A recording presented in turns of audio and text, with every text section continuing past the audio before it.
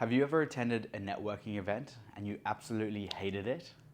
Maybe you have been invited to a networking event, but you were a little bit resistant to going, right? Maybe something inside you said, I don't want to go. I don't know how to connect with people. I don't know, I don't know how to sell to people. I don't know how to get what I want from people.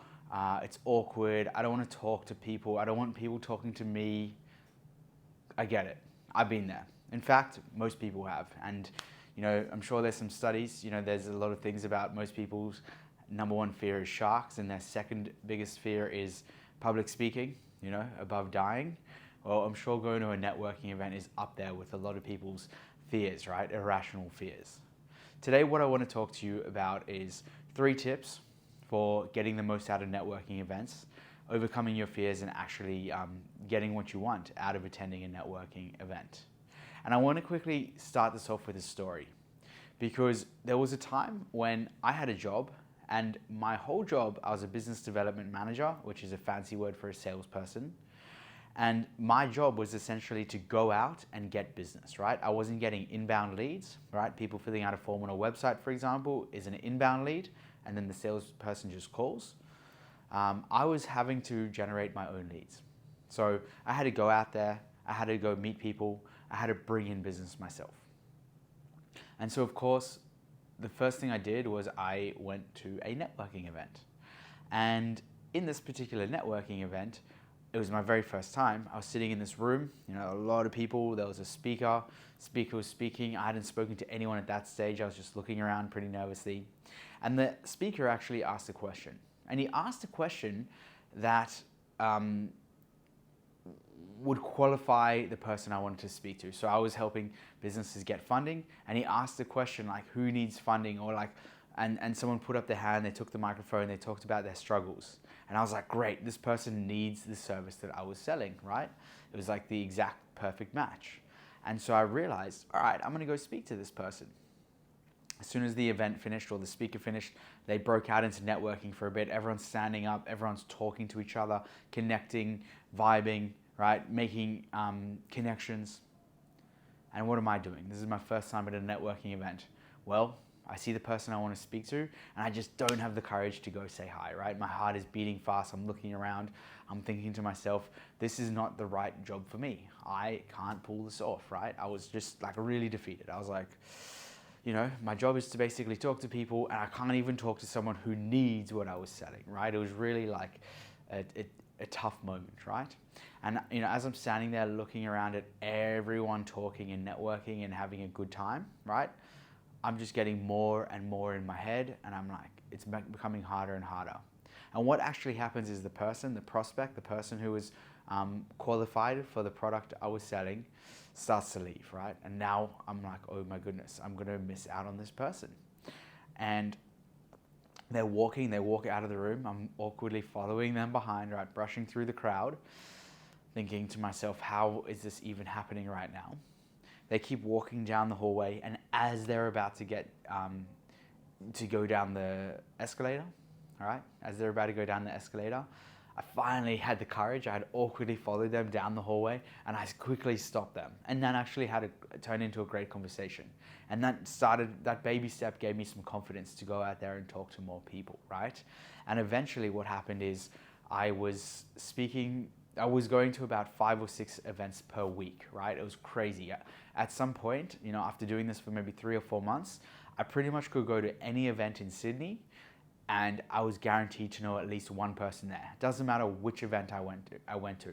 And that was because I ended up going to so many events, and I've networked with so many people, and a lot of business that I brought in for this company came directly from going out and getting these, going to these networking events. Now, while doing that, I learned a couple of things about networking, right? I became essentially a master networker. It was pretty much all I was doing to bring in business, was going to networking events. And so I've got 3 tips for you when it comes to becoming a professional networker. So the very first one I want to emphasize is, what do I want to tell you first? Let's start with this. Let's start with having a genuine interest in the other person. So it's super important when you are going out to these events, to take interest in other people. Instead of thinking about what can I get from others, think about what can you get, what can you learn about the other person, right? What can I help them with? You know, there's a quote from one of the presidents of the United States, I believe, I don't know who it was, but he said, "Ask not what your country can do for you, ask what you can do for your country." And the same applies to networking. Ask not what the other person can do for you, ask what you can do for the other person. And if you have that genuine care and genuine interest in the other person, and you ask a lot of questions and you're genuinely interested in what they're saying, that's going to allow you to build and develop a healthy networking relationship where the other person, number one, wants to help you, but number two, you can find out everything you need to know about the other person so that you know if they're the right prospect for you. You know if they can introduce you to someone, you know if they can buy your product or service, you know if they actually need it, right? So that's number one, have a genuine interest in the other person.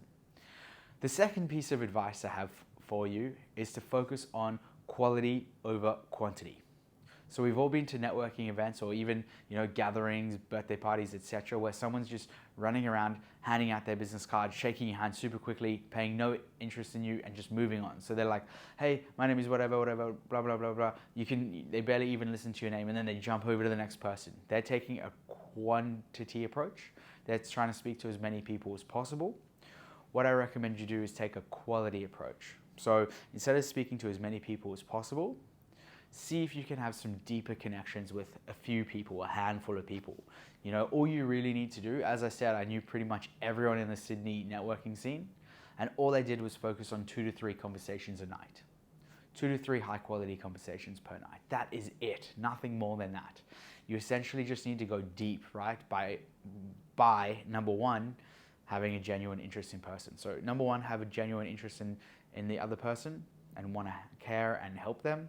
And number two, ties in, is go for quality over quantity. And you go for the quality by focusing on the other person. And of course, if you discover early on this person's wasting your time, they're not the right person for you, they're weird, whatever it is, then move on, right? And aim for 2 to 3 deep quality connections throughout the night. And that might mean you need to speak to 5 or 6 people to get to 2 to 3 quality interactions, right? Because some interactions aren't going to be high quality, or they're not going to be the right person for you to be speaking to.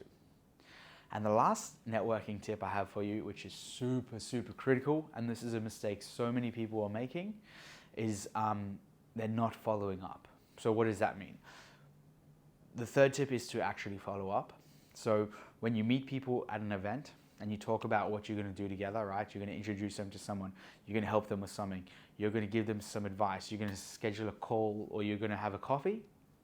Once they give you their business card or their contacts on LinkedIn or whatever they give you, super important and super critical that the next day or later that evening or later that day, whenever it's appropriate, but within 24 hours, follow up with that person. So whether that's giving them a phone call, sending them a message, or dropping them a note on something like LinkedIn, right? It's really important that you do that. So those are my 3 biggest networking tips to make more money, to network better, to have deeper quality interactions is the following, right? I'm going to just quickly summarize and say what they are. Number 1 is have a genuine interest in the other person. Number 2 is go for quality over quantity. And number 3, always follow up. So if these tips were useful, let me know in the comments. Give me a thumbs up.